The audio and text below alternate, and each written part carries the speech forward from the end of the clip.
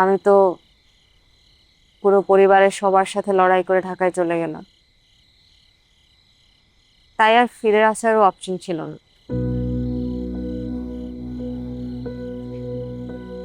হয়তো। আচ্ছা। আহ, না, থাক।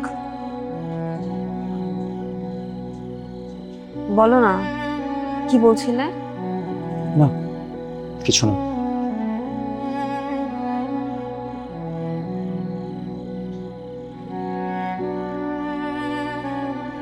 আবেদ, হুম? আমি ঢাকায় চলে যাওয়ার পর তুমি তো আমাকে একটা কল করতে পারতে, জানতে চাইতে পারতে যে তুমি কেমন আছো, তুমি ঠিক আছো তো।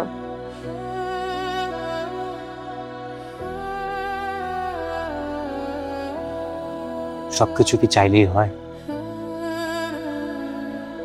তুমিও তো কল করতে পারতে। আমি তো আমার নাম্বার বদলাইনি।